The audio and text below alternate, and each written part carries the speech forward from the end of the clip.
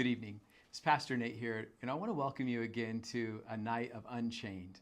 These meetings that we're doing are designed to help bring hope and healing from addictions, and I'm so glad that you're able to watch with us this evening. It's been really fun every night to see where you're watching from. So as usual, I want to ask that if you're watching this and you're able to, put in the chat or the comment section where you're watching from, whether that's Collegedale or Ottawa or Eastridge, wherever it might be, Knoxville. Put in there where you're watching from, and we always like to check later on in the program to see where you're at. We're so glad that you're able to be with us here this evening. For those of you who might be joining in for the first time, we want to remind you about registering for our drawing later this evening for this book by our presenter, Pastor Richie Halverson, The Darkness Will Not Overcome. It's his story of overcoming an opioid addiction, and we want to get this signed copy to you. The way to do that, though, is to click on the registration link. Every night we'll be selecting people from the pool of people who have clicked on that registration link. By the way, when you click on that, when you sign up, it'll email you or text you, depending on what you select, every night so that you won't miss the rest of these meetings. We will be meeting 4 more times at 7:15. Continuing this discussion of how we can find freedom in Christ. So once again, we're so glad that you're able to be here with us. We also want to remind you that you'll see in the comment section or in the video description as well, a link that you can click on that will take you to a Google form for our question and answer section that we'll do at the end of our program tonight. If you want to anonymously ask a question, we encourage you to click on that link, and it would be most helpful if you used that link for your question instead of the comment box, as it's easier for us to be able to look at that form. So we want to encourage you to watch till the end, where we'll have a Q&A time, and once again, using that form would be the way to be able to ask your questions. We're glad you're able to be here this evening, and we want to dive into the part that I enjoy so much, and that's our interview time. Here in our studio this evening, I have Kim Stollenmeyer. Welcome. Thank you. So glad to have you here. Kim, tell us a little bit about yourself. Thank you for having me. Yeah. Well, I began an addiction to cigarettes when I was 17 years old. I'm a native to Tennessee, and at that time, I started attending East Tennessee State University, where I got a social work degree and then later a nursing degree and am a RN. Being just 17 when I started college, I was very interested in fitting in, Sure. looking older, cooler, Sure. and more grown up. Yeah, 17's a little, on the younger side for sure. And so you just felt this desire to make sure that you weren't drawing attention to being a little younger, and you just wanted to fit in. Yes. All right. And the girls in the dorm, a lot of the girls in the dorm smoked cigarettes. And my parents had both been smokers, and my mother especially would tell us how addictive it was and, beg us not to do that. But so I never had any intention of becoming a smoker. So the first 17 years of your life, it wasn't really on the radar. Yeah. But when you found yourself in the dormitory, now surrounded with other young ladies that were doing it, things started to change for you. Yes. And so I started smoking, and later, pretty quickly, I think, became addicted to it. I knew about addiction because my grandfather was a pretty severe alcoholic. Okay. And I, never had any intention. My intentions were to never be addicted to anything, but it's insidious. It sneaks up on you. Absolutely. So you began smoking primarily, it just kind of was a way to fit in a little bit. But initially, what else drew you to it? What were kind of what pulled you to that and kept you going? Well, I found that indeed, you do look a little older. I mean, yeah. And people at that time in the late 70s, early 80s, thought it was rather cool. And so there was that. There's also it helps with social anxiety, or it did with me. Yeah. And also during that time, late 70s, about 10 years before that, Twiggy had been very popular. Sure. So being real skinny was Sure. popular, and cigarettes did help me stay skinny. Sure. And so you saw initially there were what felt like benefits from it, Right. Even though it wasn't something that you wanted to get into, there were some aspects of it that felt like you could see some benefits from it. but it continued to progress, and it followed you, out of the dorm as well. Yes. So at first, I think you mentioned that this was something that you weren't excited to share with your, particularly your mom, who was also what was it like to share it with your mom, who I believe had tried to stop smoking and just Many times. had a hard time doing that. What was it like to kind of navigate that with her? At first, I was able to not smoke during home breaks, but later on, I couldn't. So I was sneaking around, and she actually confronted me with it and said, "I know you're smoking." She was very disappointed, and she said, "It's so addictive. I've tried so many times to quit, and I really wish you would quit before it's too late." What she didn't know is it was too late. You feel like the addiction Yes. had already settled in Yes. before you finished your time in college. Yes. Yeah. Okay. So you were there, and how many packs a day do you feel like you were maybe smoking by the time you finished? By the time I finished college, I was smoking about 2 packs a day. And then when I went into nursing school, it increased because I was working full time at that time. And I sort of powered through nursing school with coffee and cigarettes. Yeah, just pushing through. Yeah, and a lot of people, surprisingly, then, a lot of healthcare professionals smoked to help deal with the stress and to give them a little energy to keep going. And so it wasn't unusual. Again, yeah, it kind of, once again, you found yourself just like in college, where it was kind of a normal environment to fit in. Right. Here you find yourself now working in the medical profession, which again, now looking back, it might seem a little, unique, but at the time in particular, it just kind of felt like, hey, you're just kind of fitting in with much of the rest of what was going on. During that time, believe it or not, you could smoke in the hospitals, in your offices. I mean, it was accepted, and then things started to change.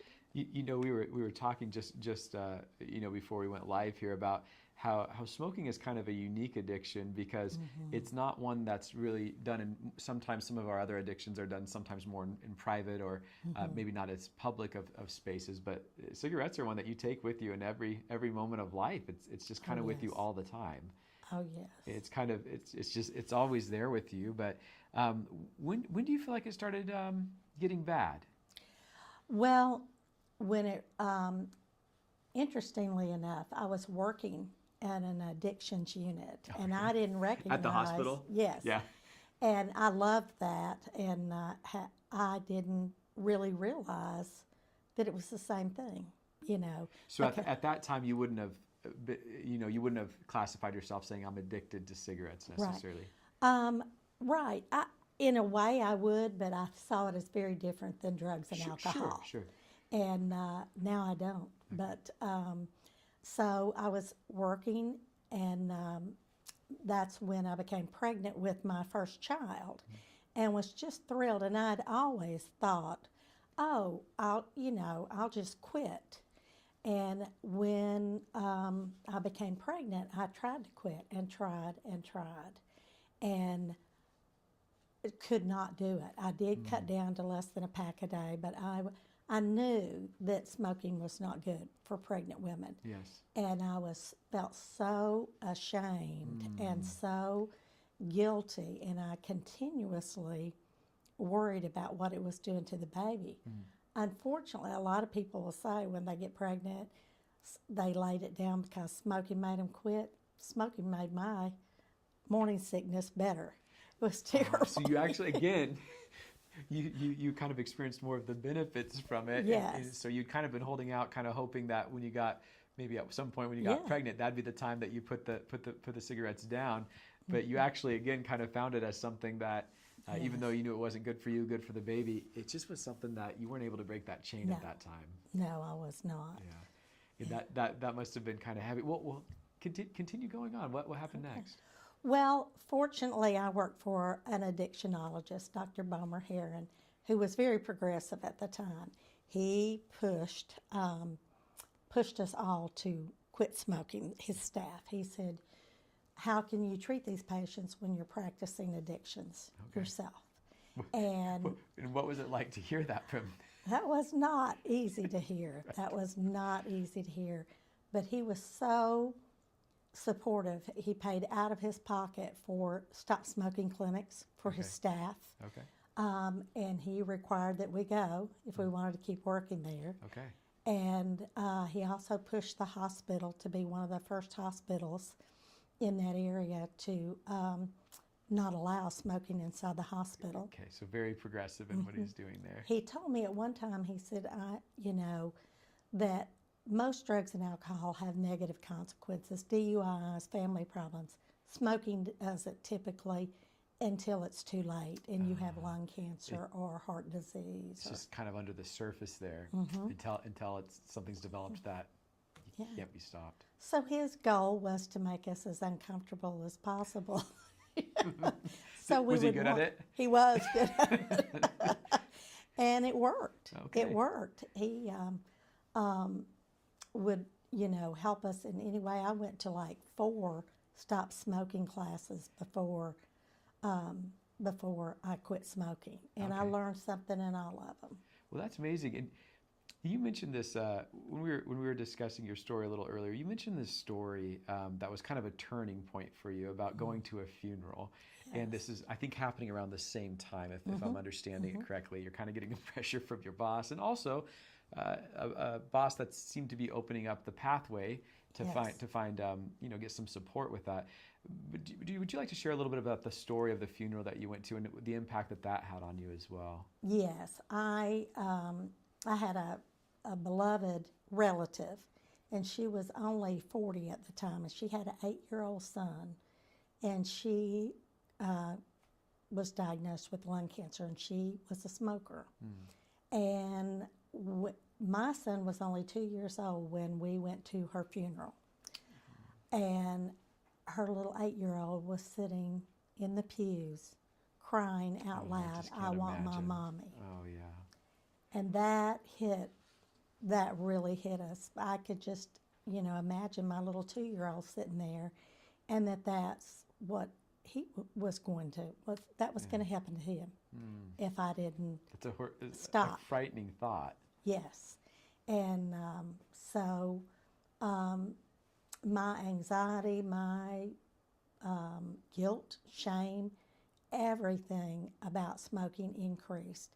God blessed me that winter. I say most people wouldn't see this as a blessing, but I think it was. I got bronchitis numerous times, at least twice, and pneumonia within like 3 or 4 months. And especially right after of her dying.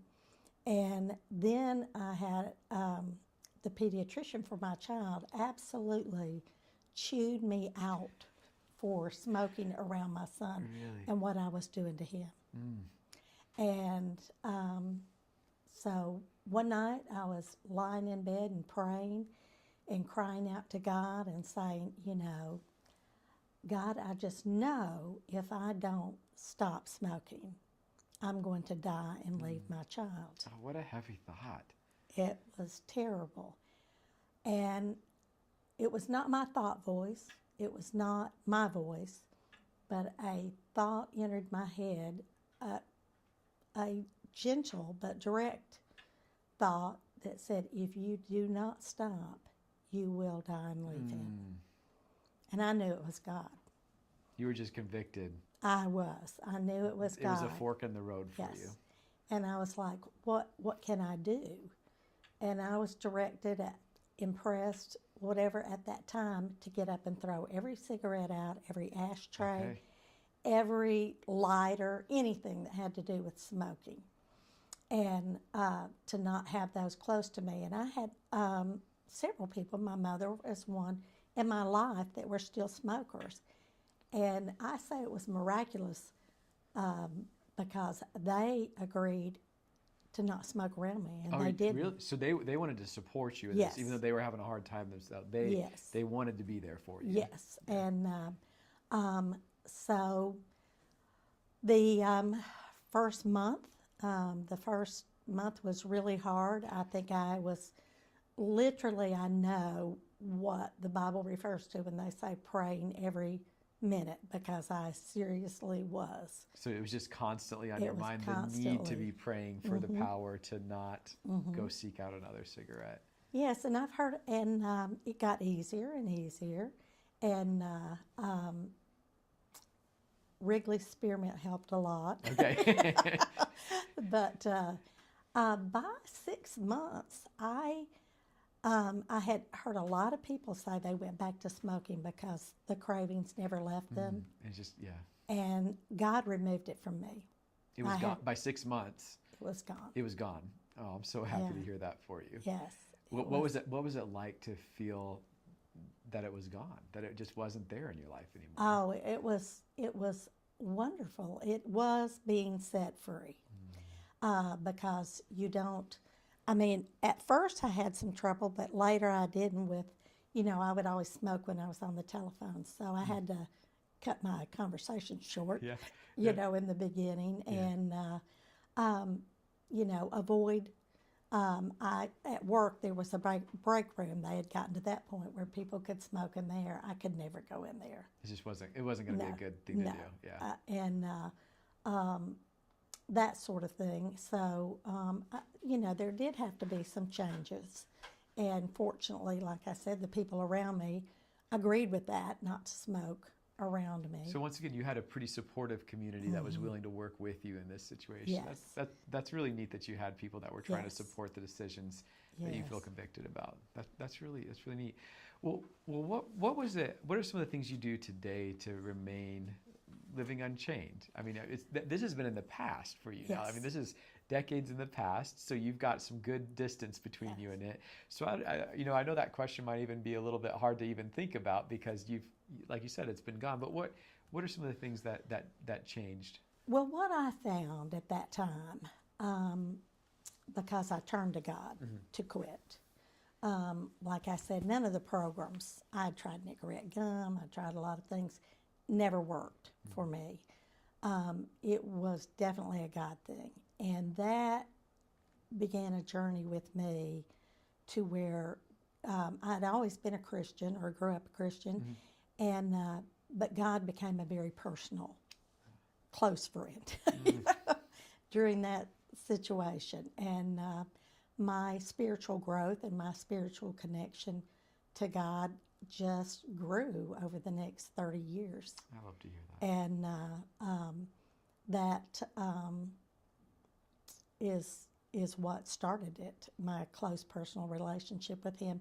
And I have found that when a good friend of mine said to me one time, she said, Kim, if Satan can't get you one way, he'll get you busy. Yeah. And that's true. And when I would get busy and with little children, this, that, I would, and neglect God, I would start getting negative and more dark in my thoughts and angry. And I never, I always came back to God and was able to, God was always there waiting. He's really patient. And so I was always able to come right back. And but I don't know, if I hadn't done that, would I have returned to smoking? Maybe. Something, because we as individuals, we have that hole in our life, and if we don't fill it with God, we do seek other things, whether it's smoking, drugs, alcohol, overeating, gossip, whatever that it is, to make us feel better. So it's been a pivotal thing for you to walk with the Lord these Yes. many years. Yes. And I love that. Like you said, you grew up as a Christian. God was always meaningful to you. But I love to hear that deepening that you had with Him Yes. as you grew and He led you into greater freedom. That's a beautiful story. Yes. I love to hear that. Well, I have just one more question for you this evening. I wonder if you would be comfortable doing it, if you could maybe look into the camera that's just over my shoulder here, and if you could just tell anyone watching what it's like to live an unchained life. Okay. It is true freedom, and it's an ease of life. It's not being a slave to anxiety, to worry, to pain, depression. My mother, who I said earlier was a smoker, she died of lung cancer. And that was, a deep sorrow of hers that she always stayed chained. And just 2 days before she died, she stopped smoking. And she said she felt free. Oh, wow. And I have been, God has granted me the enjoyment of living unchained for a long time. And it's a way of life now, but it's just easy. It's a life. It's not that bad things don't happen, Sure. but they do. But it's you know where to turn. I love that. Yeah. I love that. Kim, thank you so much for coming here this evening and sharing You're some of your welcome. story. It's been such a joy to hear this from you. Thank you so much. You're welcome. Thank you. For those watching, we'll have an opportunity to come back and do a question and answer time with Kim. If you have questions that you'd like to ask for us to discuss this evening, and once again, I want to direct you to the link in the video description or in the comment section. If you click on that, it'll take you to a Google form where you can anonymously ask some questions for us here, and we'd love to answer those questions after our teaching from Pastor Richie, which is what we're going to turn to at this time. So we hope you enjoy what Pastor Richie has to share with us this evening.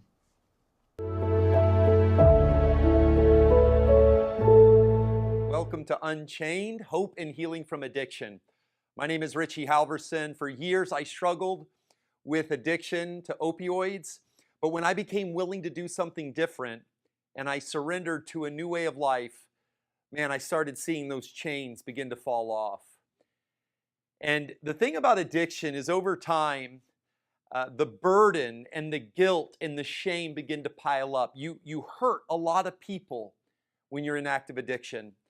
And a lot of people are hurt by addicts, and often addicts are hurt people. And the people that they're often hardest on is themselves. One of the important breakthroughs that we have to experience is forgiveness. We have to forgive ourselves, we have to forgive others, and we have to allow ourselves to be forgiven. In 2 Corinthians 5:18 through 20, it says, God who through Christ reconciled us to himself and gave us the ministry of reconciliation. That is, in Christ, God was reconciling the world to himself, not counting their trespasses against them and entrusting to us the message of reconciliation. Therefore, we are ambassadors for Christ, God making his appeal through us. We implore you on behalf of Christ, be reconciled to God. You see, to live an unchained life in a messed up world where people do some crazy stuff, we're going to have to learn how to forgive. Real forgiveness is something called reconciliation. It's not just saying I'm sorry.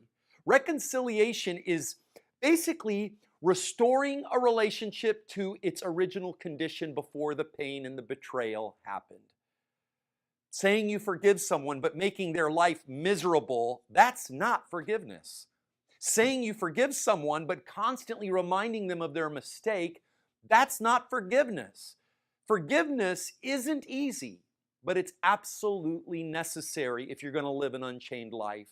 If you're going to be freed from the past that's holding you back. Of all the 12 steps that I hear people talk about, even if they've never been through recovery, is steps 8 and 9. I believe that's because those are the ones that are dealing with reconciliation. Those are the ones that are dealing with forgiveness. They are probably the most intimidating. So step 8 is making a list of all persons we had harmed, and we became willing to make amends to them all. And then step 9 is make direct amends to such people wherever possible, except when to do so would injure them or others. I always thought making amends was saying sorry until I worked this step and discovered this word, reconciliation. Real amends is working to restore the relationship. Real amends means stopping the behavior that keeps causing me to have to say, I'm sorry. In fact, sorry without change makes it worse. If I keep saying I'm sorry for a behavior, but I don't discontinue that behavior, that makes it worse. My wife got so sick of hearing me say, I'm sorry I stole from her. I'm sorry I got high. I'm sorry I was late to pick up the kids. I'm sorry I didn't even come close to picking up the kids. I'm sorry. Until one day she got so sick of it, she looked at me and she said, yeah, you got that part right. You are sorry, Richie. You see, real amends requires change. Change is hard. But friends, nothing is more freeing than real forgiveness, reconciliation. Man, when I think of forgiveness, there's this person in the Bible that immediately comes to my mind. His name was Joseph. Okay, so his brothers, they beat him up, they throw him in a pit, they sell him into slavery falsely. And then after he goes to slavery, he gets purchased, and the guy he's working for, his wife comes on to Joseph. He gets falsely accused. Then he gets thrown into prison unjustly. Man, the guy can't catch a break. While in prison, he interprets the dream of the royal cupbearer. He tells him, hey, in 3 days, you're getting out of here. But could you just do me one favor? In Genesis 40:14, he says, mention me to Pharaoh so he might let me out of this place. But notice, verse 23 says, the chief cupbearer did not remember Joseph, but forgot him. Joseph remains in prison for 2 more years. Now, I want to be honest. The cupbearer was lucky that Joseph wasn't me. Because if and when I got promoted to vice pharaoh, first order of business, bring in the royal cupbearer. But this is the thing. Revenge sounds good at first, but revenge will ruin you in the end. It may have an immediate feeling, a rush of endorphins and feel good. But friends, the price and the chain is far too heavy of a burden to bear. When you look at Joseph's life, most of his pain came from one place, his family. You do know the hardest people to forgive are people in your family. And that's because you can't ignore the people you live with. It's easy to forgive someone you don't see much. In fact, I would suggest we don't really forgive them, we just forget them, right? It's easy to forgive people that we don't see very much, but the person that you got to work with and live with and raise kids with and, man, you got to sleep next to, that is hard. Joseph didn't deserve everything that happened to him. Everything that happened to him wasn't right. Nothing was justified that the brothers did. But when you're following this story, it does seem like Joseph might have been a little bit hard to live with. Okay, he seemed to have been a little bit of a tattletale. He seemed to be a little spoiled. You know, his father loved him. You know, he got a special coat. None of the other brothers got a special coat. He seemed a bit of a show-off. I think he was probably a little annoying. Hey, guys, I had another dream last night. Who cares, Joseph? But according to Genesis 37, Joseph's brothers hated him. No matter how annoying Joseph was, he didn't deserve the hate. It says that they couldn't say anything nice about him. They were jealous of him. Let me tell you, jealousy, hate, and anger, those chains will kill you and burden you and crush you as fast as any drug. These brothers are going to discover that the short-term satisfaction of getting even isn't worth the long-term price that you have to pay. While Joseph was in prison, think about that, 13 years in prison for what his brothers did. With every bowl of prison food that he had to eat, every beating from a prison guard he had to get, every second, minute, hour, day, year lost, Joseph was reminded of what his brothers did to him. But as you study this, something jumped out at me as I was reading this story. You keep running into this same phrase. In Genesis 39:2, it says that the Lord was with Joseph. When Joseph was in Potiphar's home, the Lord was with Joseph. When Joseph was in prison, the Lord was with Joseph. In Pharaoh's court, the Lord was with Joseph. No matter where you are right now, God is with you. And so instead of wasting time planning his revenge, Joseph spends his time getting to know God and heal. Instead of staying in the problem of what happened to him, Joseph gets into the solution. You see, revenge only hurts. Resentments only hold us back. They do not help the pain that you've experienced in life. Instead of letting the pain make him bitter, Joseph let pain make him better. Man, I experienced a lot of pain in active addiction. I lost a lot of stuff, and I almost lost my family, and I almost lost my life. I went through a lot of pain. And so I'm going to allow that pain. Instead of being kept prison in that pain, I want to experience freedom from that pain. I'm going to use that pain in order to push me forward. You see, Joseph let the pain make him better. We're not responsible for everything that happens to us. Some of us may have had some very terrible things that were done to us. And you know what? We're not responsible for everything that happened to us. But we are responsible for the way that we respond to what happens to us. The first time I ever worked step 8 and 9 in recovery, man, I had a massive list. I had to make a list of all the people that I had harmed in my active addiction. People I stole from, people I lied to, people I endangered, people I hurt. The people you love the most, you usually hurt the most. But like Joseph, I knew that I wasn't alone. You see, just as God was with Joseph, God was with me. God put people in my life that were healthy, that were going places where I wanted to go. I had a sponsor who had gone through what I had gone through, who had made amends, who had reconciled his relationships, who was there to help me. They say the steps are in order for a reason. There are people who want to jump over step 1, 2, 3, 4, 5 and go all the way to 8 and 9 and start making amends. Don't do that.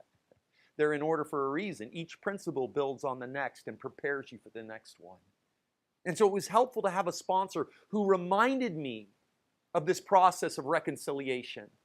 He reminded me not to put expectations on these amends. He said, Richie, look, don't go into this amends expecting them to take it a certain way. Don't expect them to receive your amends and receive you back in open arms. He reminded me that I wasn't responsible for their reaction, but my action.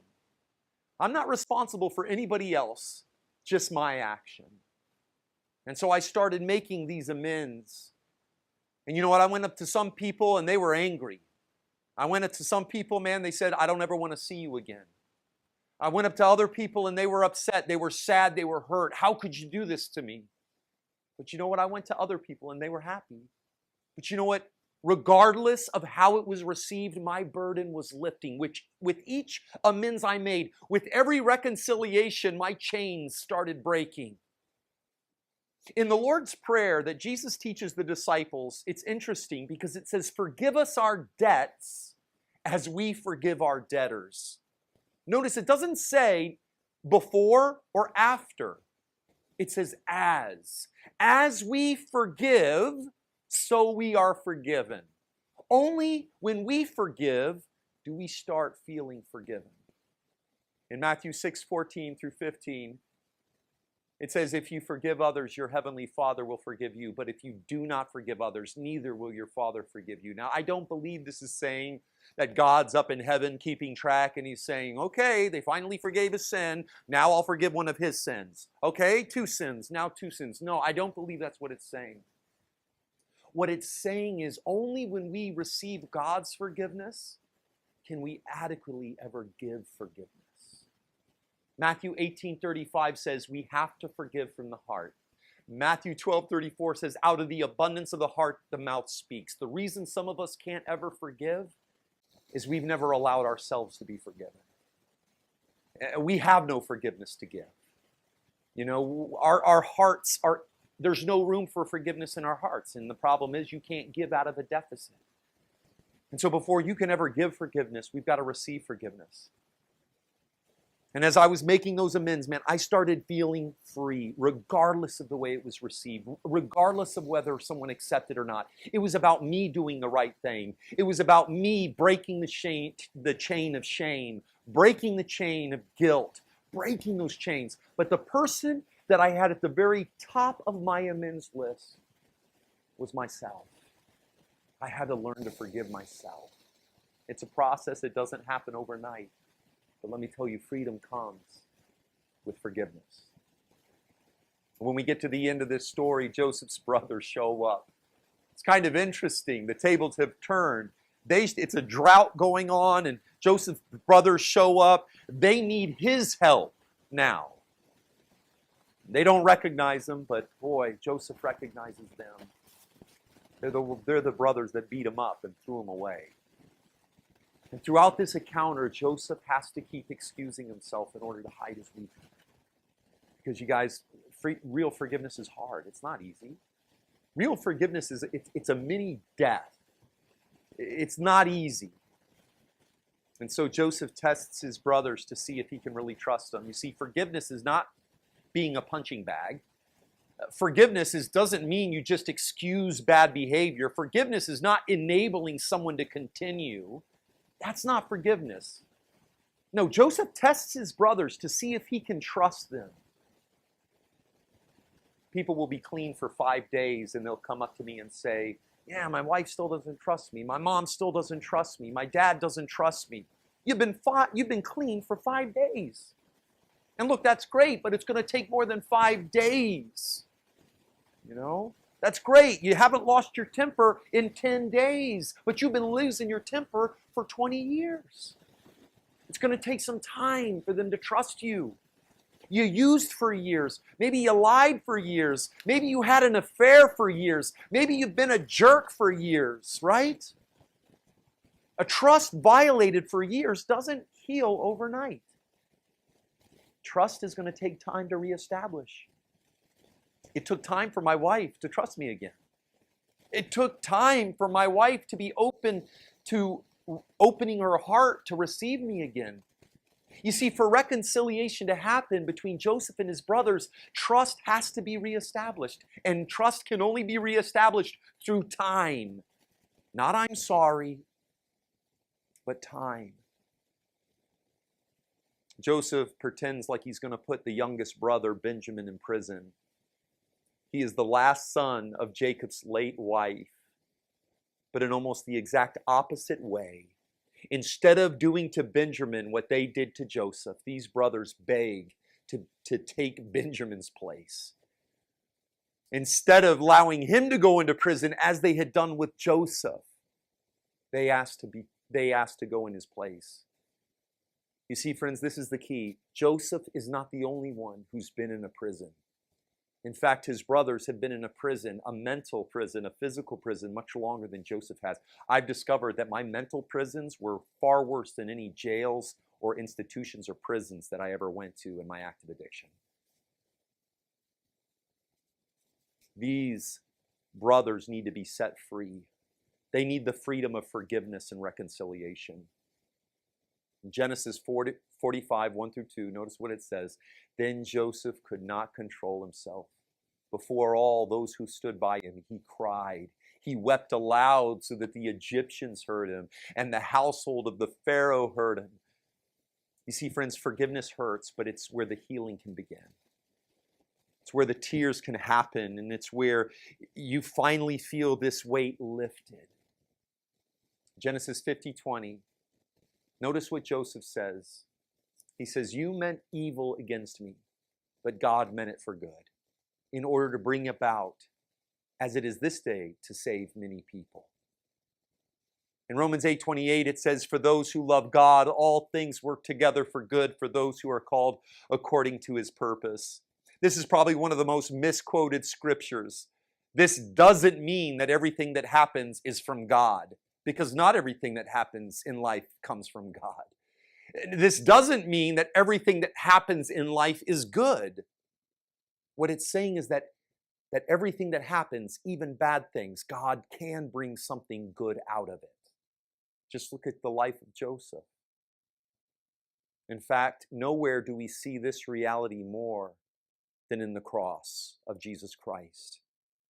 In Romans 5:7, it says, one will scarcely die for a righteous person. It's hard enough to forgive and take a bullet for someone we love, let alone someone we hate. And yet we read in Romans, God showed his love for us in that while we were sinners, now in the Greek, it's enemies. While we were enemies, Christ died for us.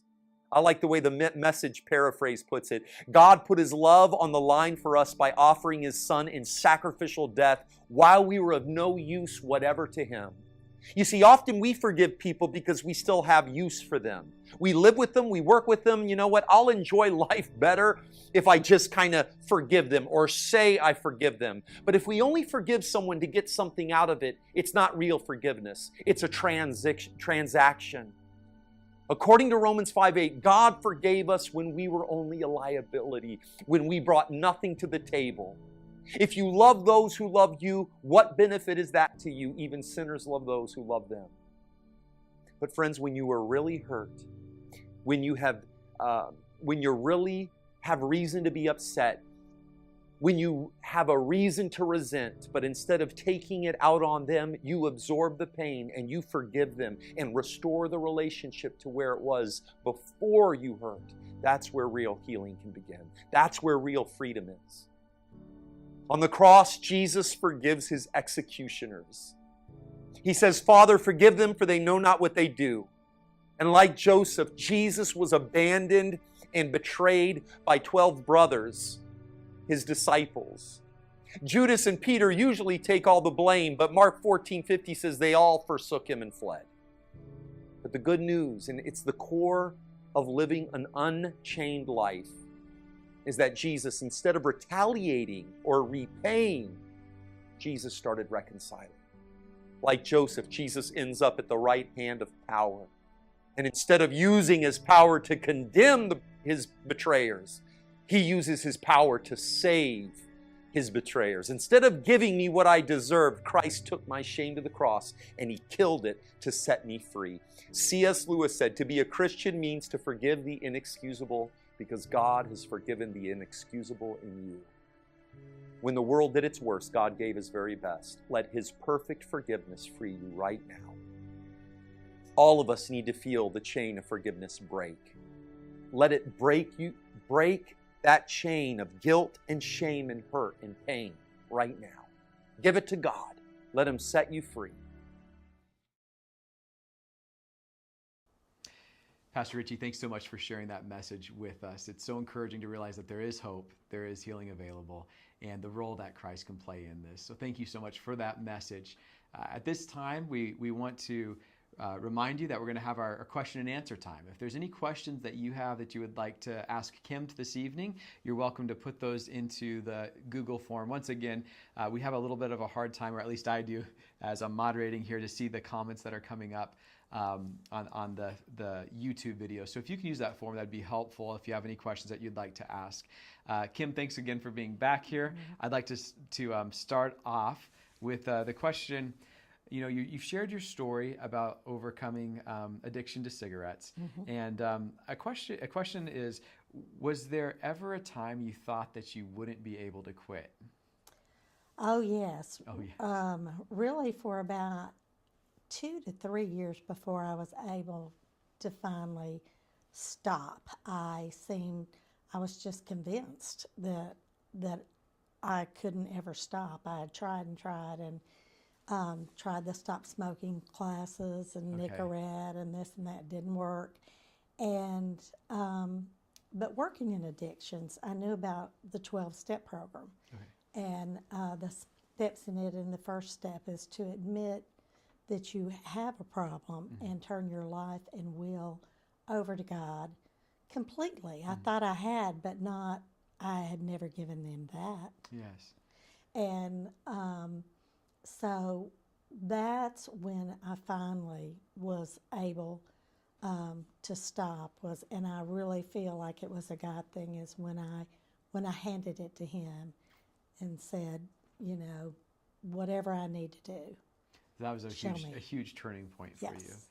And for you, it sounds like the 12-step program in particular was because it asked that question and it kind of prompted that response from you. That was just pivotal for you. Yes. And the 12-step program, even though it was developed for alcoholics, it's used for a plethora of addictions now. It can be used for any kind of addictions, and it fit very well with smoking. Okay, very good. Well, I'm glad that worked. And another question that we have, of course, for anyone listening this evening, what advice would you give, particularly for someone who's wanting to break the chain of addiction to nicotine or cigarettes in particular? Well, my very strongest piece of advice is don't give up, I love that. and don't believe that it won't happen, because it may take you 2 or 3 years. It did me. Yeah. I've known other people that it did. And fortunately, at the time, I worked with a psychologist who was the most helpful. A lot of people would say to me, "Why don't you quit? You should quit." None of that was very helpful. But he would, every time he saw me, he would say, "Don't worry, you will quit smoking. When you're ready, you will quit." And there's that encouraging voice in your life. Yes, and that gave me hope, That's you that- know. That's really neat that was able to happen for you. And your story is interesting to me because I can imagine how it could be discouraging the first year that you wanted to quit, and maybe the Yes. second year. But another thing that's really neat about your story is that in your case, once you made it past, was it the 60-day mark or when? 6 months. 6 months, sorry, Yes. not quite 60 That's days, okay. but 6 months. A lot of the desire left you, and you just never Yes. know what your part of recovery will be like. For some people, Right. it might be a more quick thing, but then they might have lingering, desires for a longer time than that. So you just don't know exactly what it's going to Right. be like. And that's why I think that your advice to just not give up is huge. Yes. It's just huge. Because you didn't get there in a day. Yeah. And whatever you need to do, I took 4 stop smoking classes. These days they have a lot of medications like Wellbutrin and that will help with cravings. Yes. So to loop your medical doctor in there is Yes. very helpful. Yes. Especially now. So whatever you need to do. Yeah. But I would strongly recommend, especially if, even if you're not in church, you are in church, start on a journey with God. You may be amazed where He'll take you. I love that. I love that. That's a good line. And again, I appreciate you coming and sharing tonight and just that story, because I know some people that are viewing this, they've wanted to stop, they perhaps started, they may have gone through a certain program, done this or that, maybe it didn't work. And I just love how you said, just don't give up. It wasn't your first program that you went through that led to the freedom, but you didn't give up. And so eventually, we don't know when it could be. Freedom could be just around the corner for someone. It could be this next time. And so I love how you said that, and of course enjoying the journey with God as well. So Kim, it's been a delight to have you here. Thank you so much. You're welcome. I'm glad to do it anytime. Thank you. Hey, for those of you who are watching, we want to thank you for joining in as well. And at this time, we want to give our drawing away for Pastor Richie's book, Darkness Will Not Overcome, a signed copy of this. Today it goes out to Sarah. Sarah, thanks so much for watching. We'll send you an email and let you know or let us know how we can get this to you. We hope that you'll join us again for the rest of our time tomorrow night at 7:15. We'll be right back here again, and we'll be meeting for the next 4 evenings in a row. So thanks again. We want to encourage you to like this, share it with other people, send them back to see what we've been talking about tonight, and let's continue to be a community that breaks free. Thanks so much for your time, and we hope to see you here tonight. Take care.